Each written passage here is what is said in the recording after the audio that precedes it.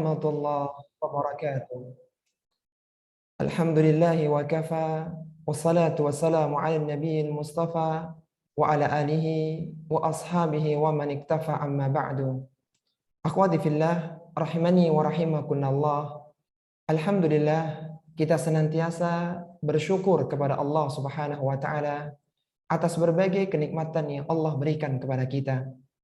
Nikmat kesehatan, nikmat adanya makanan, serta rasa aman, semuanya membantu kita untuk bisa duduk di majelis ilmu yang mulia. Nikmat kesehatan, nikmat rasa aman, merupakan nikmat-nikmat besar yang patut kita bersyukur karenanya. Sebagaimana Rasulullah SAW pernah mengingatkan dalam salah satu sabdanya, beliau menyatakan, "Man asbaha minkum aminan fi sirbihi, mu'afan fi jazadihi, indahu qutu yaumihi, faka'annama hizat lahu dunya bihadafiriha." Kata Nabi SAW, barang siapa seorang hamba yang berada di pagi harinya, dia dalam kondisi aman, sehat badannya, dan ada makanan pokok yang bisa dia konsumsi untuk satu hari itu, maka sungguh telah dikumpulkan semua kenikmatan-kenikmatan dunia. Maka di antara bentuk syukur kita kepada Allah Subhanahu wa taala atas berbagai kenikmatan yang Allah anugerahkan kepada kita, kita sempatkan, kita luangkan di tengah-tengah kesibukan kita untuk duduk bersama mempelajari agama Islam yang mulia. Akhwati fillah rahimani wa rahimakunallah. Pada kesempatan kali ini kita akan coba mempelajari satu hadis qudsi yang diriwayatkan dari Nabi Shallallahu Alaihi Wasallam tentang keutamaan umat Islam. Hadis qudsi adalah hadis yang diriwayatkan dari Nabi Shallallahu Alaihi Wasallam dari Allah Subhanahu Wa Taala, akan tetapi dia bukan dalam rangkaian susunan kemukjizatan seperti Al-Quran. Kalaulah seorang membaca Al-Quran, satu hurufnya mendapatkan 10 kebaikan, maka hadis qudsi tidak sampai pada tingkatan seperti itu. Akan tapi di hadis qudsi, di sana banyak sekali tarbiyah tentang tazkiyatun nufus. Kalaulah hadis-hadis nabawi banyak membahas tentang fikih, tentang bagaimana seorang beribadah kepada Allah Subhanahu wa taala, bagaimana seorang berinteraksi dengan manusia, maka di dalam hadis qudsi seorang akan diajari bagaimana dia membersihkan dirinya, bagaimana dia berakhlak mulia, bagaimana dia berinteraksi dengan Allah Subhanahu wa taala dan bermuamalah dengan sesama manusia.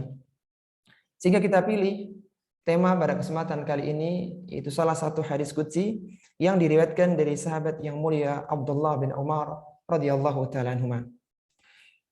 Hadisnya dari Abdullah bin Umar radhiyallahu taala anhuma bahwa ia mendengar Rasulullah sallallahu alaihi wasallam bersabda, "Innama baqa'ukum fima salafa qablakum minal umami kama baina salatil asri ila ghurubis syamsi." Kata Nabi sallallahu alaihi wasallam, perbandingan kalian dengan umat-umat terdahulu, umat-umat sebelum kalian, sebagaimana salat asar hingga terbenam matahari. Utiya ahlu taurati taurata. Orang-orang ahlu Taurat, mereka diberikan kitab Taurat mereka. Fa'amilu hatta idan tasafan nahari ajazu. Maka mereka mengamalkan isi Taurat dan mereka akhirnya lelah, kemudian mereka pun berhenti. Kemudian kata Nabi Shallallahu Alaihi Wasallam, fa'u'tu kiratan kiratan. Masing-masing dari ahlu Taurat mendapatkan satu kirat. Thumma utiya ahlul injili injilah. Kemudian datanglah orang-orang ahli Injil, mereka diberikan Injil kepada mereka. Fa'amilu ila salatil asri. Mereka mengamalkan dari mulai berhentinya orang-orang ahlu Taurat, orang-orang Bani Israel, kemudian dilanjutkan dengan orang-orang ahlul Injil sampai datangnya waktu asar. Thumma ajazu, kemudian mereka pun lelah. Thumma utiya ahlul Injil, thumma u'tu kiratan, kemudian masing-masing dari ahlul Injil diberikan satu kirat. Thumma utina al-Qur'ana, kemudian kami, itu umat Islam diberikan Al-Quran, fa'amilna ila ghubrubis syamsi. Kami mengamalkan Al-Quran dari mulai berhentinya orang-orang Ahlul Injil sampai terbenamnya matahari. Fa'u'tina qirataini qirataini. Allah Subhanahu wa taala berikan kepada kita 2 qirat, 2 qirat. Faqala ahlul kitabain, maka 2 ahlul kitab yang sebelumnya berkata, ay rabbana a'taita haula'i qirataini qirataini. Wahai Rabb kami, Engkau telah berikan kepada mereka umat Islam 2 qirat, 2 qirat. Wa a'taitana qiratan qiratan. Sedangkan Engkau hanya memberikan untuk kami 1 qirat, 1 qirat. Wa nahnu kunna aktsara amalan, sedangkan kami lebih lama beramalnya, lebih panjang masanya. Qala Allah azza wa jalla, maka Allah azza wa jalla pun berfirman, disinilah letak hadis qudsinya, hal zalamtukum min ajrikum min syai', apakah aku telah mendolimi kalian dari pahala kalian sedikit pun? Qalu la, maka Allah menyatakan tidak. Fahuwa fadli utihi min man asya'u. Kata Allah Subhanahu wa taala, itulah keutamaanku yang aku berikan kepada orang-orang yang aku kehendaki. Hadis yang mulia ini adalah hadis yang sahih yang diriwayatkan oleh Imam Bukhari dalam sahihnya nomor 557. Sebelum kita keluarkan beberapa faedah dari hadis yang mulia ini, kita coba mengenal biografi sahabat perawi hadis, yaitu biografi Abdullah bin Umar radhiyallahu taala anhuma. Abdullah bin Umar adalah seorang sahabat dari rumah orang-orang Quraisy yang terhormat di masa jahiliyah. Dia lahir di Makkah Al-Mukarramah pada tahun ke-10 sebelum hijrahnya Nabi sallallahu alaihi wasallam. Abdullah bin Umar adalah sahabat yang pemberani. Di usia 15 tahun dia sudah ikut dalam perang Khandaq tahun 5 Hijriah, ikut dalam perang bersama Ja'far bin Abu Talib, dan ikut juga perang Mu'tah, serta ikut juga dalam Fathu Makkah tahun 8 Hijriah. Abdullah bin Umar radhiyallahu taala anhuma adalah sahabat yang paling ittiba terhadap sunnah Rasulullah sallallahu alaihi wasallam. Tidaklah ada satu amalan yang dilakukan oleh Nabi sallallahu alaihi wasallam kecuali Abdullah bin Umar berupaya untuk mengamalkannya. Beliau dipercaya memberi fatwa di masa Islam selama 60 tahun, dan ketika Utsman bin Affan radhiyallahu taala anhu terbunuh, beliau ditawari untuk menjadi khalifah menggantikan Utsman bin Affan di tahun 35 Hijriah, akan tapi beliau menolaknya. Di antara karamah Abdullah bin Umar radhiyallahu taala anhuma, bahwasanya suatu ketika suatu kaum itu terhalang melewati sebuah jalan karena ada seekor macan yang menghalangi mereka tengah jalan itu. Maka datanglah Abdullah bin Umar, dia turun dari ontanya, dia pegang telinga macan itu, dipinggirkan dari jalan sehingga manusia bisa lewat dan macan itu tidak menerkam Abdullah bin Umar radhiyallahu taala anhuma. Abdullah bin Umar ini adalah sahabat yang terakhir wafat di Makkah tahun 73 Hijriah, dan Abdullah bin Umar dinobatkan oleh ulama-ulama ahlul hadis sebagai sahabat terbanyak kedua yang meriwayatkan hadis-hadis Nabi sallallahu alaihi wasallam yang mulia, yang jumlahnya sebanyak 2630 hadis. Jadi rating kedua setelah Abu Hurairah, sahabat terbanyak yang meriwayatkan hadis adalah Abdullah bin Umar radhiyallahu taala anhuma. Dan salah satu hadisnya adalah hadis yang akan kita pelajari pada kesempatan kali ini. Akhwati fillah rahimani wa rahimakumullah. Ada beberapa pelajaran yang bisa kita ambil dari hadis Abdullah bin Umar tentang keutamaan umat Islam. Pelajaran yang pertama, bahwa umat terdahulu yang dimaksudkan adalah ahlul kitab, yaitu orang-orang Yahudi dan orang-orang Nasrani. Sebagaimana disebutkan dalam potongan hadis di atas, dalam redaksi innama baqa'ukum fima salafa qablakum minal umam. Perbandingan antara kalian dengan umat-umat sebelum kalian. Maka umat sebelum kalian yang dimaksudkan dalam hadis ini adalah ahlul kitab, yaitu Yahudi dan Nasrani. Sebagaimana diisyaratkan dalam hadis yang lain, Rasulullah sallallahu alaihi wasallam pernah bersabda, la tattabi'unna sanana man qablakum, shibran bi shibrin, dira'an bi dira'in, hatta law salaku jufra dabbin lasalaktumu.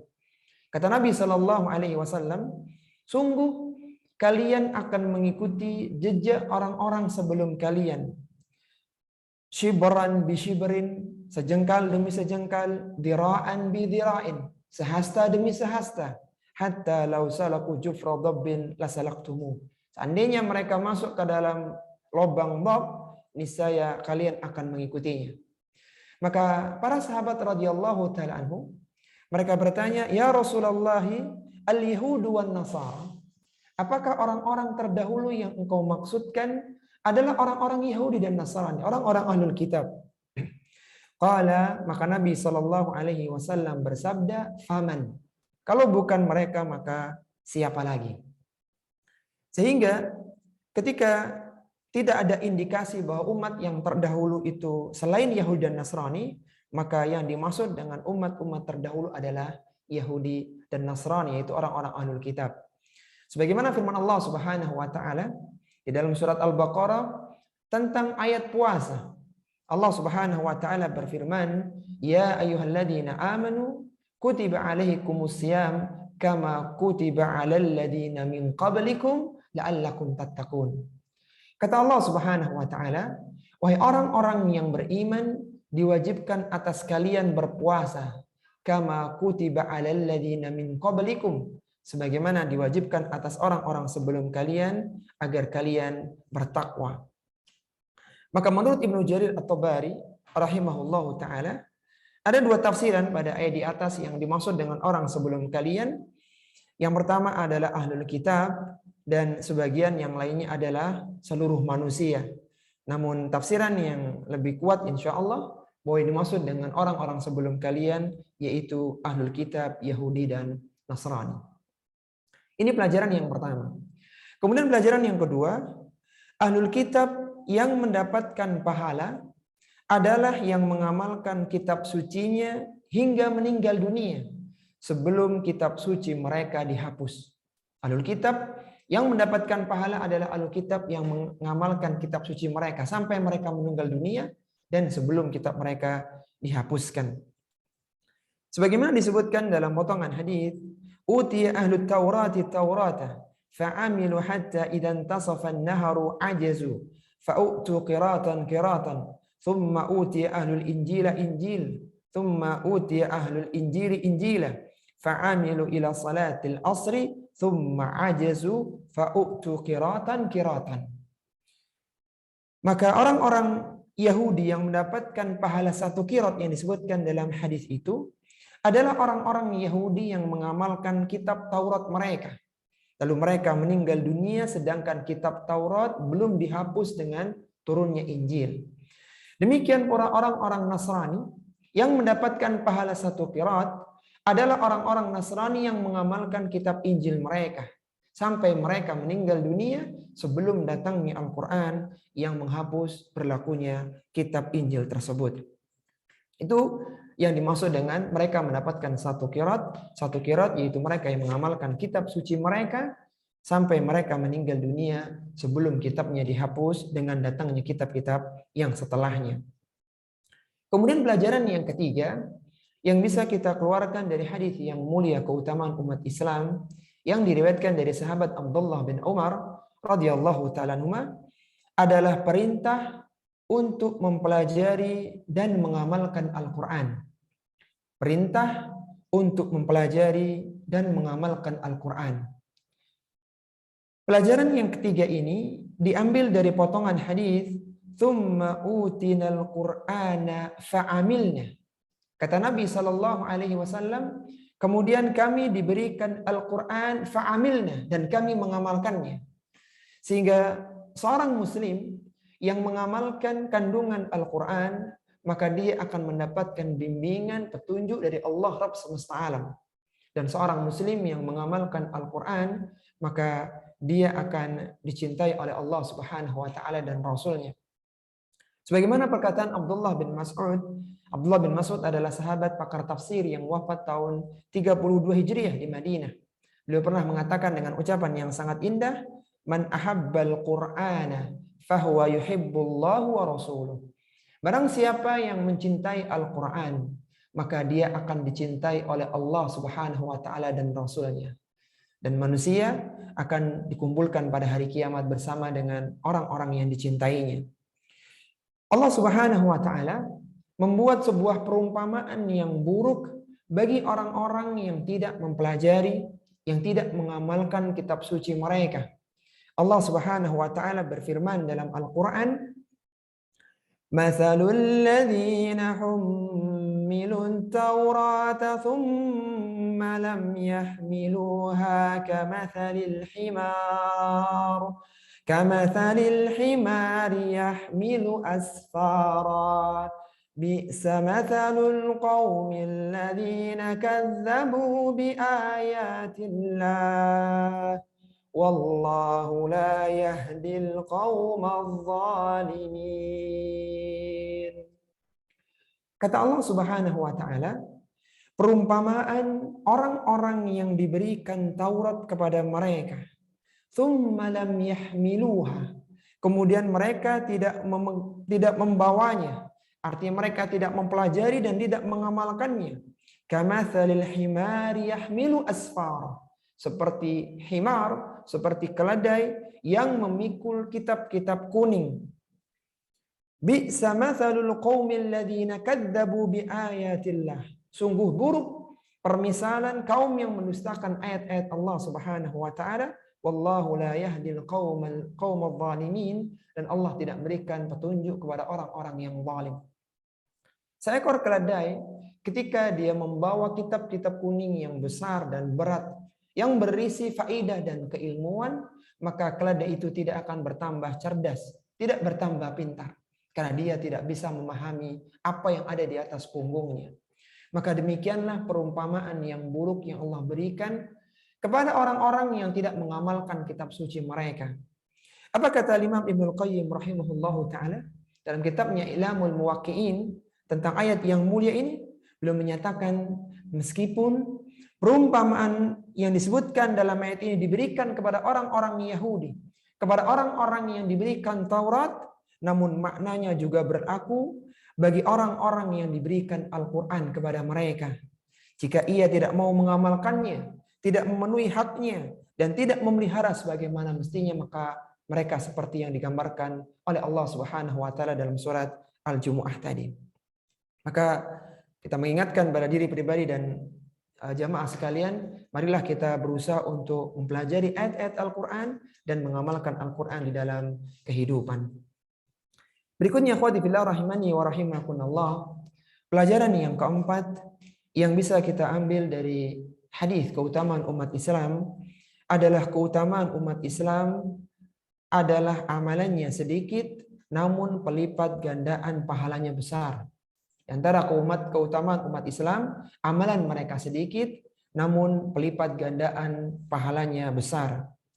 Sebagaimana disebutkan dalam potongan hadis, fa'amilna ila ghurubis syamsi fa'u'tina qirataini.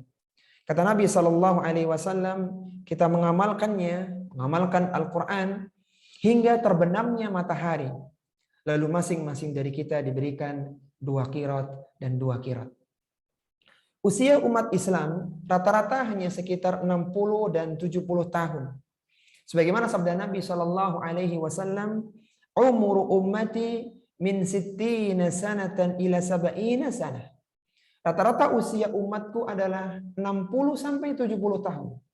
Meskipun rata-rata umat Islam tidak sepanjang usianya dibandingkan dengan umat-umat sebelumnya, akan tapi umat Islam amalan mereka dilipat gandakan oleh Allah Subhanahu wa taala 100%, 2 kali lipatnya dari amalan umat-umat yang sebelumnya.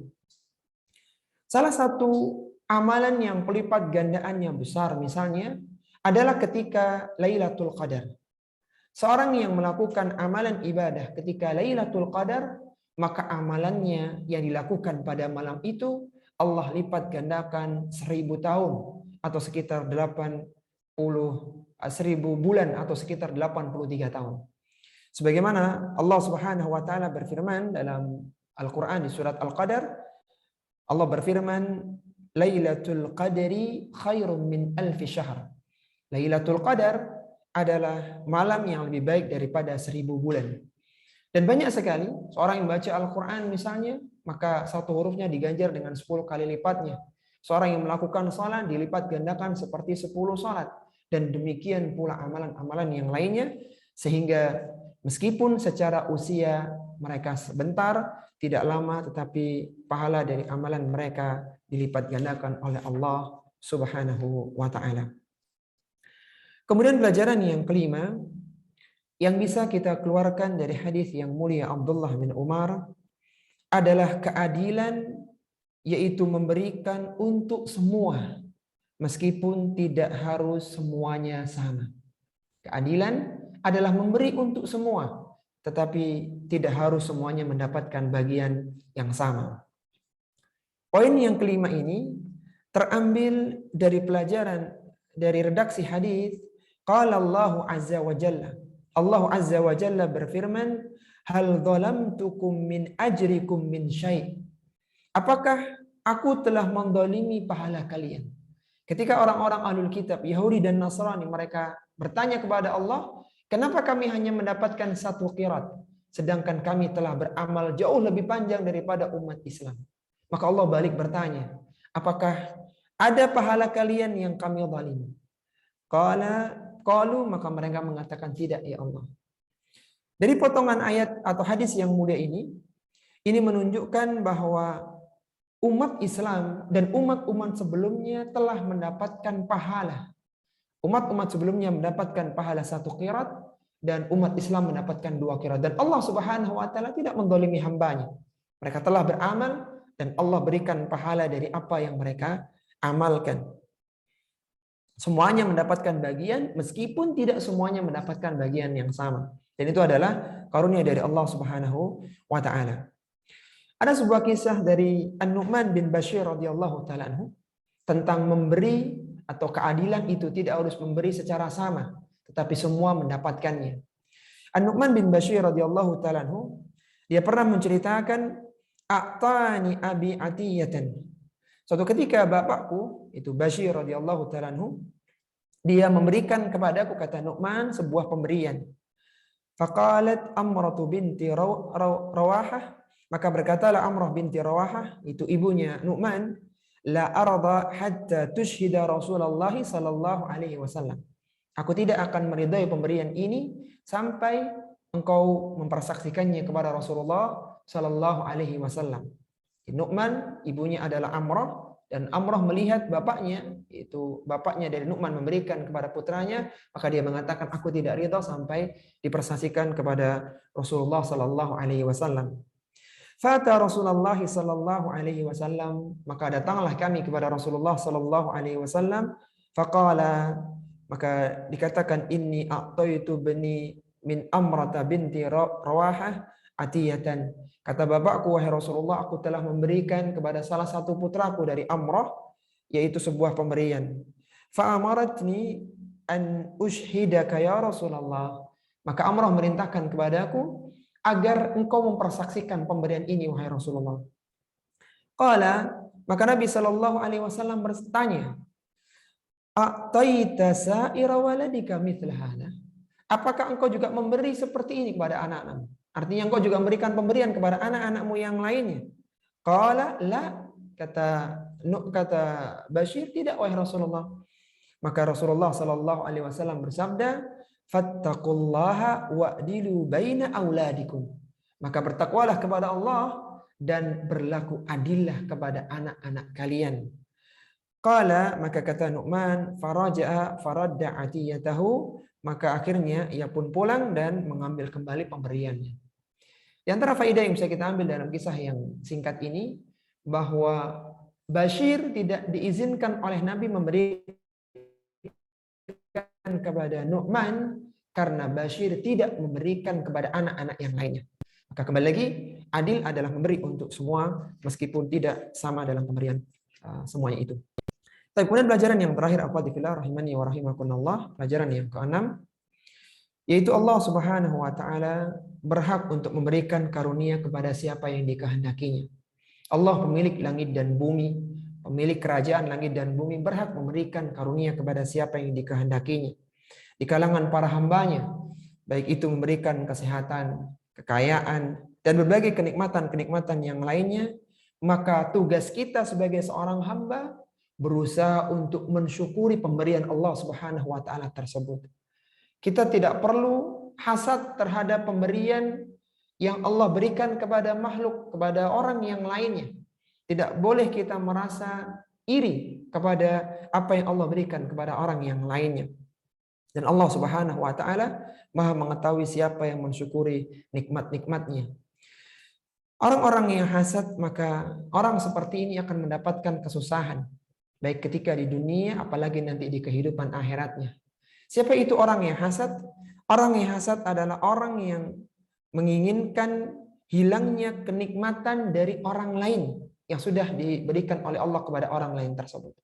Maka seharusnya seorang muslim ketika dia melihat ada orang lain mendapatkan nikmat, maka dia ikut berbahagia, ikut bertahniah karena Allah berikan nikmat kepada saudaranya sama muslim.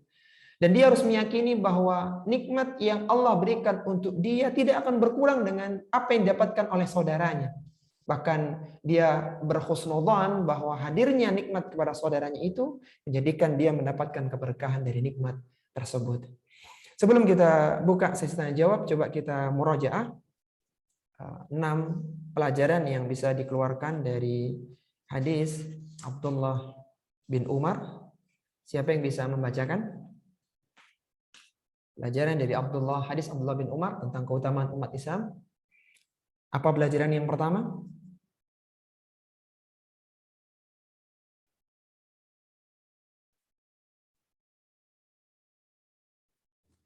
Coba jawab Ustadz. Iya, silakan. Bahwa umat terdahulu yang dimaksud adalah ahlul kitab. Ahsanti, luar biasa. Jadi umat yang terdahulu yang dimaksudkan adalah ahlul kitab, Yahudi dan Nasrani. Kemudian pelajaran yang kedua? Jawab ya Ustadz. Silakan Bu. Pelajaran kedua, ya ahli kitab yang mendapat pahala adalah yang mengamalkan amalannya sampai meninggal dan kitabnya belum dihapus dan mendapatkan pahala 1 qiraat. Masya Allah, mumtaz, luar biasa. Ahlul kitab yang dimaksudkan adalah ahlul kitab yang mengamalkan kitab suci mereka. Mereka meninggal dunia dan kitab mereka belum dihapus dengan datangnya kitab-kitab yang setelahnya. Luar biasa. Baik, pelajaran yang ketiga. Silakan. Mana Ustaz? Silakan Bu. Perintah untuk mempelajari Al-Quran dan mengamalkannya. Masya Allah, luar biasa. Perintah untuk mempelajari dan mengamalkan Al-Quran. Dan seorang muslim dan muslimah tidak akan bisa mengamalkan Al-Quran kecuali dia luangkan waktunya untuk belajar ayat-ayat Al-Quran. Masya Allah. Kemudian yang keempat, silakan.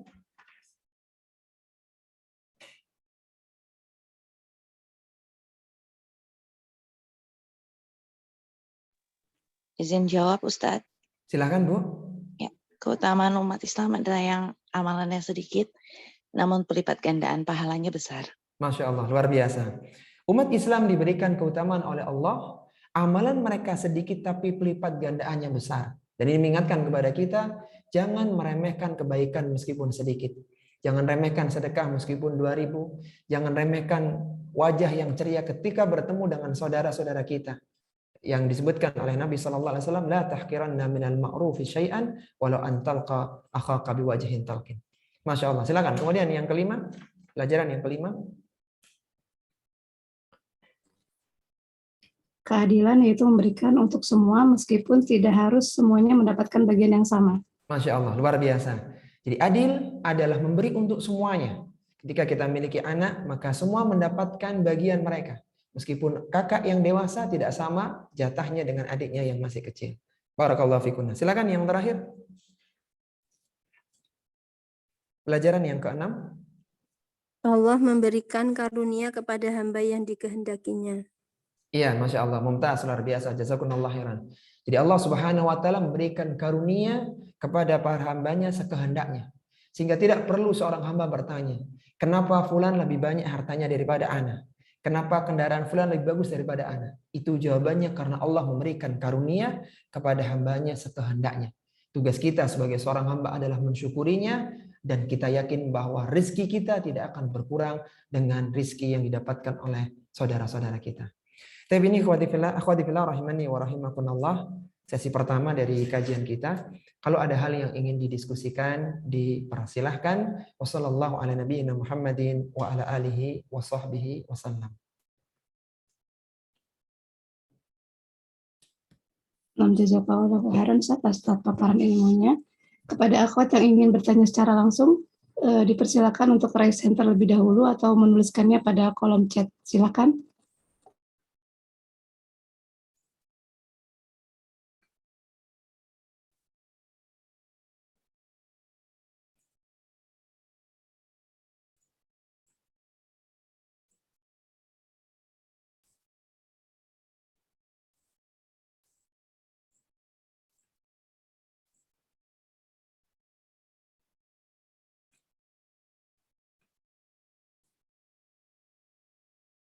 Silakan Bu, kalau ada yang mau didiskusikan, mungkin sekalian menyebutkan kotanya ya, di mana tinggalnya, supaya yang lain juga bisa mengenal.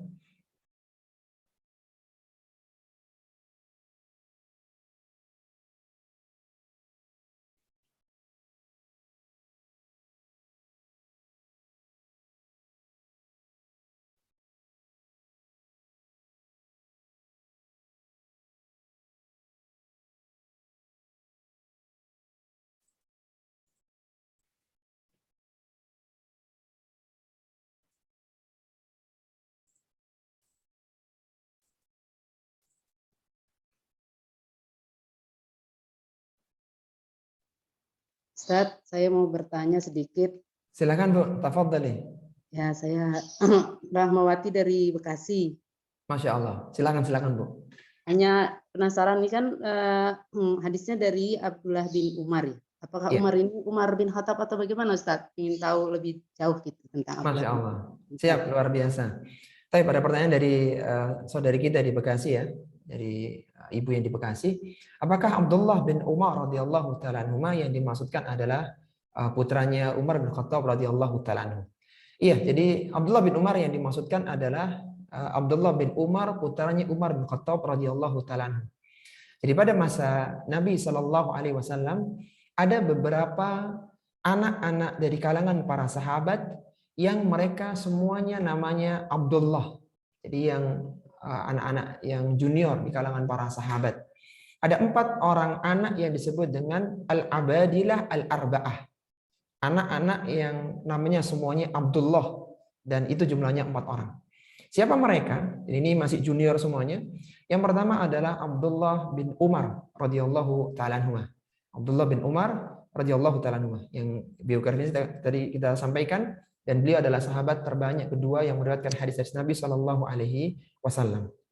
Kemudian yang kedua adalah Abdullah bin Amru bin Al-As, putranya Al-As, Abdullah bin Amru bin Al-As. Abdullah bin Amru bin Al-As ini adalah sahabat yang pandai menulis. Bahkan dia punya catatan khusus tentang ayat-ayat Al-Quran yang dikumpulkan dari Nabi Shallallahu alaihi wasallam. Dan dia sangat cerdas. Abdullah bin Amru bin Al-As radhiyallahu ta'ala anhu. Kemudian yang ketiga adalah Abdullah bin Zubair. Itu putranya Zubair bin Awam radhiyallahu ta'ala anhu. Kemudian yang keempat adalah terlupakan, Masya Allah. Jadi ada satu lagi, ya, Al-Abadilah Al-Arba'ah. Adapun yang tidak masuk dalam Al-Abadilah Al-Arba'ah adalah Abdullah bin Mas'ud. Abdullah bin Mas'ud tidak masuk dalam Al-Abadilah Al-Arba'ah. Kenapa? Karena Abdullah bin Mas'ud ini bukan sahabat junior. Dia adalah sahabat yang ke-6 pertama masuk Islam. Dia masuk Islam melalui mukjizat yang dia lihat dari Nabi Shallallahu alaihi wasallam ketika dia masih mengembalakan domba. Ketika itu datanglah Rasulullah Sallallahu Alaihi Wasallam dan Abu Bakar meminta susu kepada Abdullah bin Mas'ud. Kemudian Rasulullah berdoa, kantung domba itu menjadi gemuk. Kemudian keluar susu yang sangat banyak. Setelah mereka minum dengan kenyang, maka kantung susu di domba itu kembali menjadi seperti semula. Setelah kejadian itu Abdullah bin Mas'ud masuk Islam dan dia belajar Islam. Dia pun direkomendasikan menjadi sahabat yang pertama kali dirujuk ilmu Al-Qur'annya, Abdullah bin Mas'ud radhiyallahu taala anhu. Sehingga dia tidak masuk dalam jajaran sahabat-sahabat Al-Abadilah Al-Arba'ah karena dia sahabat senior dan beliau wafat di tahun 32 Hijriah di Madinah. Ya, jadi kembali dalam pertanyaan bahwa yang dimaksud dengan Abdullah bin Umar adalah Abdullah bin Umar putranya Umar bin Khattab radhiyallahu taala anhu. Ya, silakan yang lainnya. Silakan Ahwat bagi yang ingin bertanya secara langsung dengan Ustadz atau bisa menuliskannya pada kolom chat, silakan.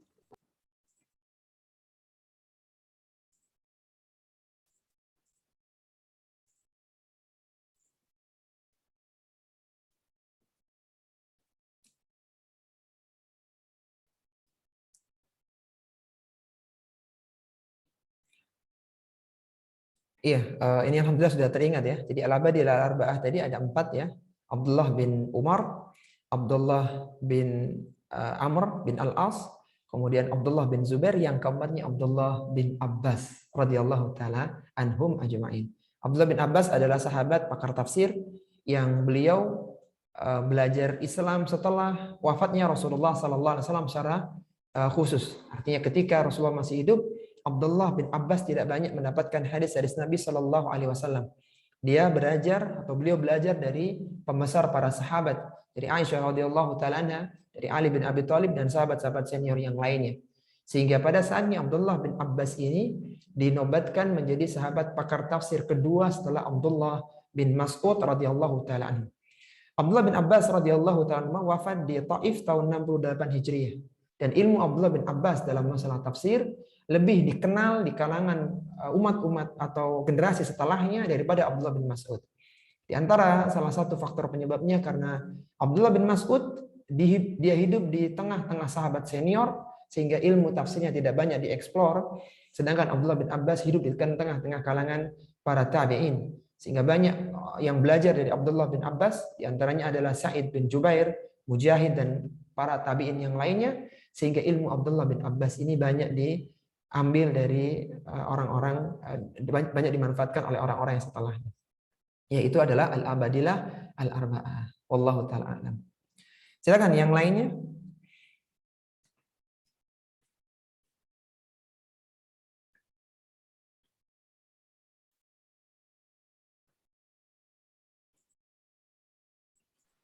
Ustaz mau tanya. Silakan Bu. Tafadhal. Assalamualaikum. Saya mau lihat dari Jakarta. Masya Allah dari Jakarta. Silakan Bu. Itu yang tadi yang tentang ayat puasa itu kan, itu kan mendapat 1 qiraat. Maksudnya mendapat 1 qiraat itu berapa ya? Maksudnya saya nggak kebayang gitu. Gimana Masya tuh? Allah. Siap, Masya Allah. Luar biasa.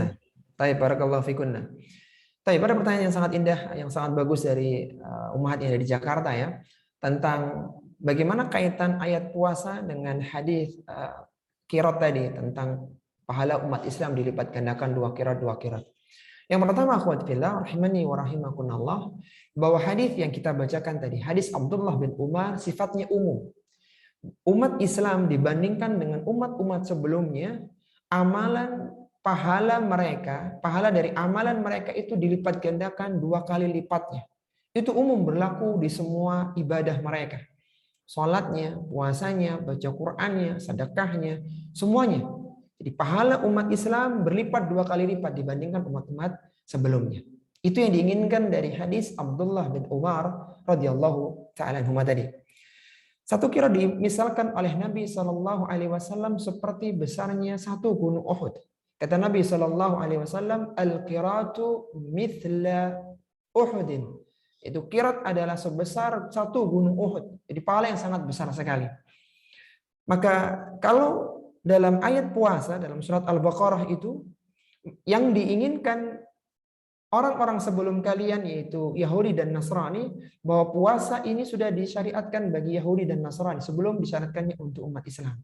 Sedangkan pahala puasa umat Islam itu jauh lebih besar pahalanya dari umat-umat yang sebelumnya. Sebagaimana keumuman dalam hadis Abdullah bin Umar tadi. Berapa besarnya pahala puasa? Pahala puasa besarnya lebih dari 700 kali lipatnya. Sebagaimana Allah Subhanahu wa taala berfirman dalam hadis qudsinya, Allah menyatakan, fa innahu li wa ana ajzi bihi, ketika menyebutkan tentang puasa. Sesungguhnya puasa itu adalah untukku, wa ana ajzi bihi, dan aku yang akan memberikan pahalanya. Al-Hafidz Ibnu Hajar Al-Asqalani rahimahullahu taala dalam kitabnya Fathul Bari, beliau menyebutkan 10 penjelasan para syurrah, para ulama-ulama pensyarah hadis tentang firman Allah Subhanahu wa taala tadi. Fa innahu li wa ana ajzi bihi. Ini adalah untukku puasa ini dan aku akan berikan pahala sendiri. Di antara penjelasan dari ulama-ulama syurrah, kalaulah pelipat gandaan pahala itu 10 sampai 700, maka puasa bisa lebih dari itu karena yang memberikan pahala langsung Allah Subhanahu wa taala. Sehingga pahala puasa sangat besar sekali. Kalau dibandingkan dengan umat-umat sebelumnya, maka puasa umat Islam, pahala yang besar itu dilipat gandakan 2 kali lipatnya. Jadi lebih besar lagi pahalanya. Seperti itu penjelasan hubungan antara hadis Abdullah bin Umar dengan ayat puasa. Wallahu ta'ala a'lam.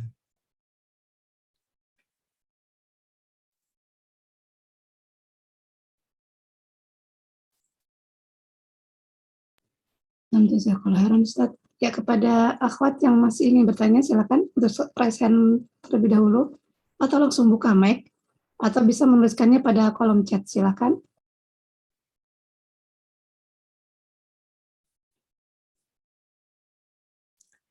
Jangan lupa diisi ya evaluasinya akhwati fillah di grup Telegram, di grup WhatsApp ya. Ya silakan Bu, tafadhali. Mau Silakan. tanya lagi boleh nggak Ustaz? Silakan. Itu apa namanya banyak kejadian di kantor gitu ya Ustaz ya.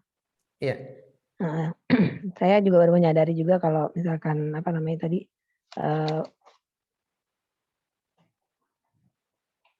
apa tadi itu hasad masalah hasad itu misalkan gini, saya lihat mereka tuh puasanya bagus, soleh gitu ya, tapi dia tidak senang kalau anak buahnya tuh melebihi dari mereka gitu, sehingga mereka itu menjatuhkan gitu, menjatuhkan. Nah itu menghadapi orang-orang yang seperti itu, misalkan saya dijatuhkan gitu ya Pak ya, waktu itu kan sempat gitu ya. Saya waktu itu belum punya ilmu nih, alhamdulillah dapat ilmu dari Ustadz. Bagaimana untuk menyikapi supaya kita terjebak pada hasad mereka, supaya kita tuh lebih legowo, lebih yakin sama Allah gitu ya, kalau Allah itu tidak akan menzolimi gitu loh.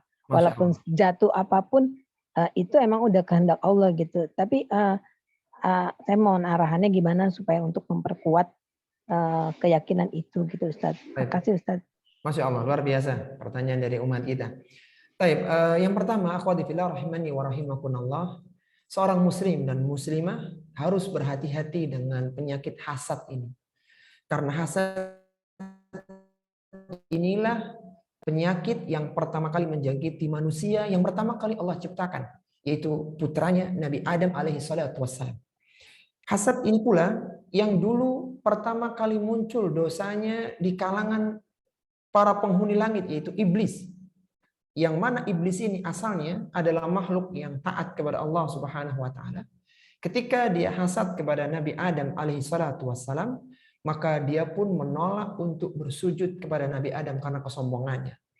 Demikian pula ketika anaknya Nabi Adam itu, saat Nabi Adam menikahkan putra-putrinya dengan aturan yang berlaku saat itu, salah satu di antara mereka hasad kepada saudaranya. Kenapa dia mendapatkan yang itu dan aku tidak mendapatkannya? Sehingga sampailah terjadilah pembunuhan pertama kali di muka bumi ini oleh salah satu putra Nabi Adam alaihi salatu wassalam. Demikian pula hasad itu terjadi pada generasi-generasi setelahnya. Dan hasad ini sangat berbahaya. Seorang yang asalnya berada dalam kondisi sehat, dalam kondisi yang baik, ketika dihasati maka dia bisa jatuh sakit, bahkan bisa jatuh miskin karena hasad yang ada dalam diri seseorang. Maka seorang muslim harus berhati-hati dengan sifat hasad ini. Hasad biasanya muncul ketika Allah Subhanahu wa taala memberikan karunia pada orang yang lebih rendah secara level, tapi dia mendapatkan lebih banyak daripada kita, sehingga muncul rasa iri, mendapatkan lebih banyak dari apa yang kita dapatkan. Kembali lagi dalam pertanyaan, bagaimana sikap kita sebagai seorang muslim dan muslimah ketika melihat saudara kita mendapatkan nikmat, Maka sikap yang pertama, kita harus yakin bahwa rizki kita telah Allah tentukan.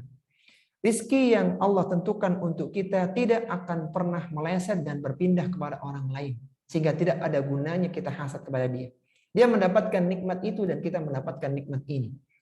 Sebagaimana Nabi SAW pernah mengingatkan dalam hadisnya, bila mengatakan, la yu'minu abdun hatta yu'minu bil qadar khairihi wa syarrihi. Tidaklah beriman seorang hamba sampai dia beriman kepada takdir yang baik dan yang buruk. Hatta ya'lama annama asabahu lam yakun liyukhti'ahu wa ma akhta'ahu lam yakun liyusibahu. Sampai dia meyakini bahwa yang menimpanya tidak akan meleset darinya dan yang meleset darinya tidak akan pernah menimpanya. Ketika nikmat itu untuk orang lain, maka tidak akan pernah sampai kepada dirinya. Demikian pula nikmat yang Allah tentukan untuk dirinya tidak akan berpindah kepada orang lain. Kemudian yang kedua, bagaimana ketika ada orang yang hasad kepada kita ya, kepada seorang muslim dan muslimah. Langkah yang pertama adalah langkah preventif. Seorang muslim dan muslimah jangan memamerkan kenikmatan yang Allah berikan kepada dia. Karena tidak semua orang suka kita mendapatkan kenikmatan. Tidak semua orang senang kita mendapatkan kebahagiaan. Maka jangan dipamerkan kepada semua orang. Tunjukkan nikmat itu kepada orang-orang yang merasa membutuhkan informasi itu. Sebagaimana Allah sebutkan dalam Al-Quran di surat Ad-Duha, wa amma bi ni'mati rabbika fahaddits. Adapun dengan nikmat-nikmat Rabbmu maka beritahukanlah. Memberitahukan nikmat di sini bukan untuk memamerkan, tapi untuk mensyukuri nikmat Allah Subhanahu wa taala. Dan ini harus diletakkan kepada posisi yang tepat. Misalnya seorang anak, dia mendapatkan kenikmatan, dia ingin orang tuanya bahagia, maka disampaikan berita itu kepada kedua orang tuanya dan tidak perlu disampaikan kepada seluruh manusia yang ada. Kemudian langkah kuratif ketika sudah terjadi hasad, maka kembali lagi kita harus yakin bahwasanya apa yang terjadi itu semua dengan takdir Allah Subhanahu wa taala. Ketika ada seorang yang hasad kepada seseorang ya, kemudian dia jatuh miskin, dia menjadi turun ya kondisinya, maka dia harus yakin semua ini sudah Allah tetapkan, tidak akan pernah meleset. Dan seorang muslim dan muslimah tidak perlu bersedih dengan kejadian itu. Sebagaimana Allah firmankan dalam surat Al-Hadid, setelah Allah menyebutkan tentang takdir, Allah menyatakan likaila ta'sau ala ma fatakum wa la tafrahu bima atakum. Allah ceritakan tentang masalah takdir itu agar kalian tidak terlalu bangga dengan apa yang kalian dapatkan dalam kesuksesan dan agar kalian tidak bersedih terhadap apa yang hilang dari kalian. Jadi ketika ada orang hasad kemudian nikmat itu berpindah dari seseorang, maka tetap dia harus optimis bahwa ini semua adalah takdir Allah Subhanahu wa taala. Tugas kita ada bersabar dan insya Allah akan berikan ganti dengan yang lebih baik. Wallahu taala alam. Insyaallah, barakallahu fiik Ustaz. Izin membacakan pertanyaan yang masuk melalui chat ya Ustaz. Silakan, tafadhali. Dari Emil Kediri. Bismillah, Ustaz izin bertanya, apakah diperbolehkan jika kita hasad mengenai hidayah yang diberikan Allah kepada saudara kita? Bukankah hidayah adalah hak Allah? Jika kita sering bertanya kenapa bukan kita yang mendapatkan hidayah itu, apakah itu termasuk hasad? Jazakallahu khairan Ustaz, barakallahu fiik. Jazakumullahu khairan. Masya Allah, pertanyaan sangat bagus dari Kediri ya. Taib, tentang masalah orang mendapatkan hidayah ya. Apakah kita boleh hasad di situ?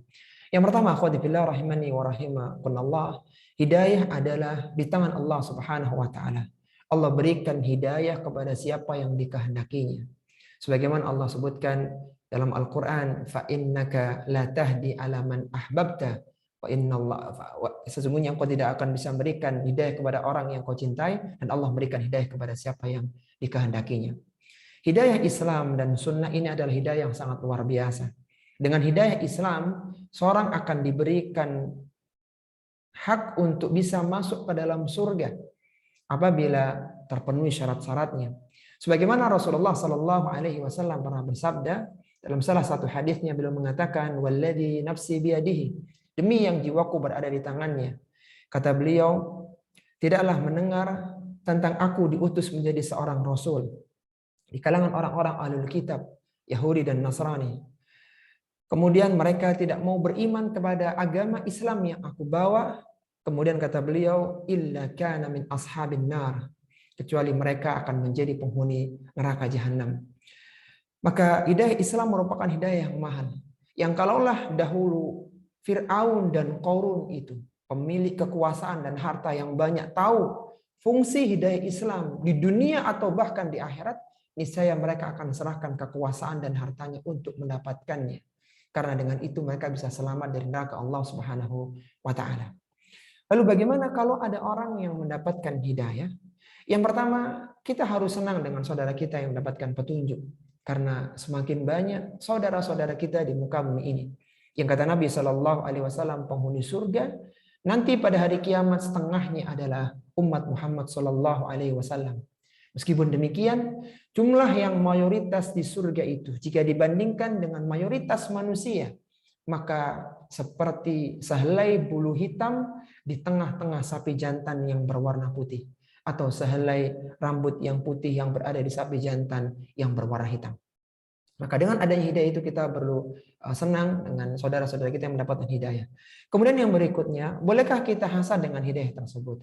Kalau hasad tidak diperbolehkan, akhwati fillah. Yang boleh adalah ghibtah. Ghibtah adalah seorang ingin mendapatkan seperti yang diinginkan orang lain, dan dia tidak mengharapkan hilangnya nikmat dari orang lain tersebut. Ini namanya ghibtah. Sedangkan hasad, dia ingin mendapatkan seperti yang didapatkan oleh orang lain, dan orang lain kehilangan nikmat tersebut. Jadi hanya dia yang mendapatkan, orang lain tidak. Di antara ghibtah yang diperbolehkan adalah ghibtah di dalam urusan-urusan kebaikan.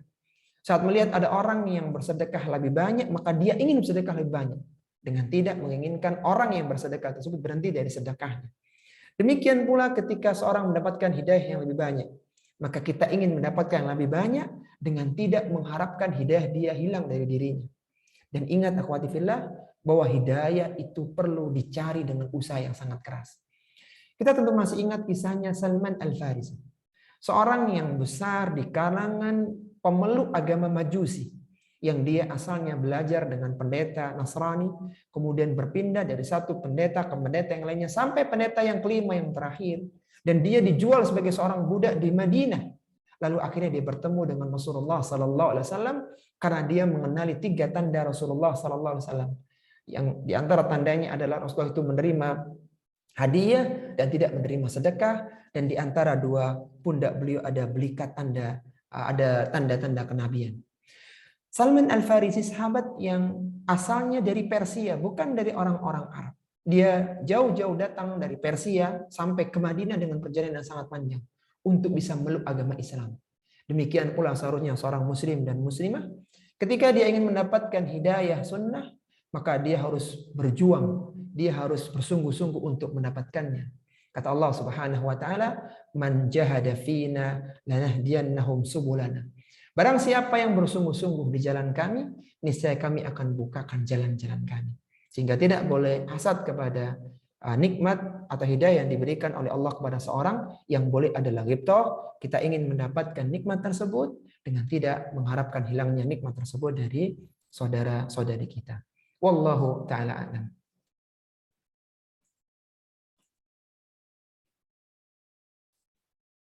Masih bisa bertanya, Ustaz?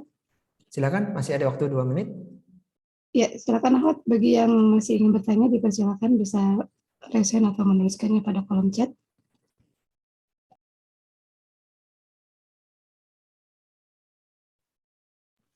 Ada yang bertanya, Ustaz. Apakah ada post-testnya, Ustaz? Oh, Masya Allah. Untuk grup kita ya, grup Hadis Qudsi Muslimah ya. Tapi Masya Allah, pertanyaan yang luar biasa dari peserta kita. Akhwati fillah rahimani wa rahimakumullah. Yang pertama, bahwa kita membuat grup Hadis Qudsi Muslimah ini untuk ikut andil ya, upaya ikut andil dalam tarbiyah, mengajarkan hadis-hadis Nabi kepada umat Islam, khususnya kepada kalangan para akhwat, kepada kalangan para muslimah dan ummahatnya. Karena hadis qudsi kita melihat hadisnya itu ringkas ya, kemudian dia banyak faedah-faedahnya, dan beberapa itu perlu penjelasan, sehingga perlu ada kajian atau pendalaman khusus tentang hadis qudsi. Kemudian penekanan hadis qudsi ini dia pada tazkiyatun nufus, kepada perbaikan akhlak. Alhamdulillah kita sudah mendapatkan hidayah di atas Islam dan sunnah, maka sekarang kita perbaiki akhlak-akhlak kita, muamalah kita kepada Allah Subhanahu wa taala, ibadah kita kepada Allah, dan interaksi kita kepada sama manusia.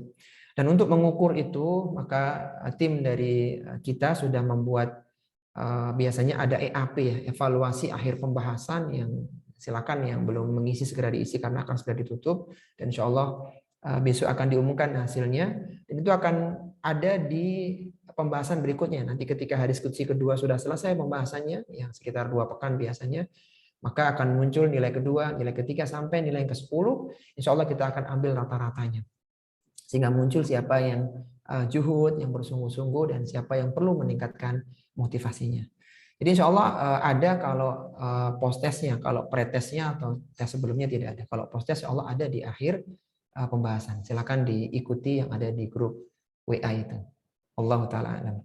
Ya, sudah cukup akhwati fillah? Ustaz, cukup insya Allah. Bisa diberikan kesimpulan mungkin Ustaz sekalian ditutup.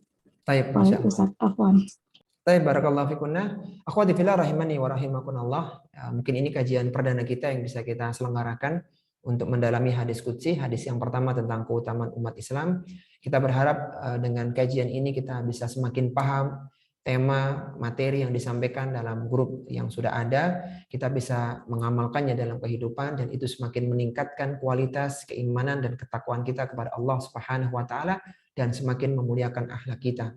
Kita juga berharap semoga duduknya kita di majelis ilmu secara online ini dan grup-grup yang ada menambah pahala kebaikan kita, sehingga Allah Subhanahu wa taala melipat gandakannya dan mengampuni semua dosa-dosa kita. Akhirnya, mohon maaf kalau ada hal yang kurang berkenan. Kita mohon semoga kita diberikan kemudahan untuk bisa menapaki jalan-jalan kebaikan yang akan mengantarkan kita ke dalam surga yang penuh dengan kenikmatan. Wassallallahu ala nabiyyina Muhammadin wa ala alihi wa sahbihi wasallam. Subhanakallahumma wa bihamdika asyhadu an la ilaha illa anta astaghfiruka wa atubu ilaik. Wa akhiru da'wana anil hamdulillahi rabbil alamin. Wassalamualaikum warahmatullahi wabarakatuh. Waalaikumsalam warahmatullahi